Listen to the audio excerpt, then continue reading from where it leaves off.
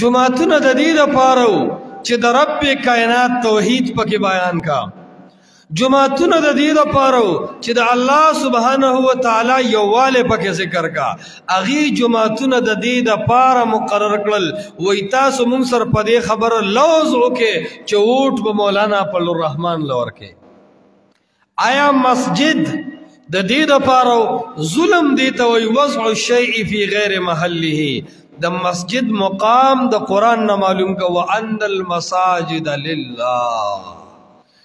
مساجد جماعتونه خاص د الله دپاره دي. لله لام جاره د تخصیص دپاره راځي. خاص د الله دپاره دي.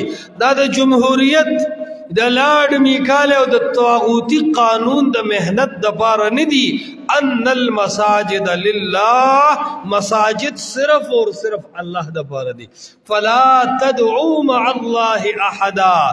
د الله سره بل څوک شریک مه جوړوئ اور د الله نه علاوه بل څوک مه رابلئ. نن مساجدو کې وایي سیاسی جلسې کیږي، جګړې نن په جماعتونو کې شروع دي. د څه دپاره؟ یو د یو مولا د ووټ صفت کوي. نو ته چې د کم مولا صفت کوي چې ووټ به دې مولا له ورکوې، نو که سبا د نیشنل او د پیپل او د آی او د بای پی ټي آی او یو څه بل څه رالل هغې خپلې جلسې کوي.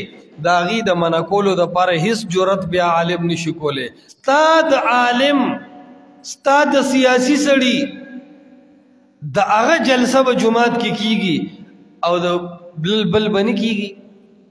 دا ځان یې شرمولی د اهل بدعو. جماعتونه د دې دپاره جماعت د دې دپاره مسجد د دې دپاره چې د الله کتاب او د محمد مصطفی احادیث پکې بیان کا.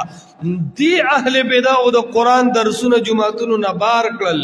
دی اهل بدعو د احادیثو درسونه جماعت نه بار کړل. چې کله قرآن او حدیث اعتبار کړل گمراهی جماعتونو ته رادن نکړې. اوس عوام پاسی او د تقریر په دوران کې یو عالم ته لاس اچوي چې سیاسي خبرې دلته مه کوه. د امي سړي جرأت څه دی؟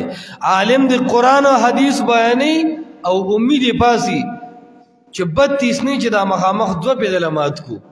د څه ګپ دی؟ ته به قرآن او حدیث بیانوي، دی به د اسلام دعوه هم کوي او تا ته به وایي چې غلی شه.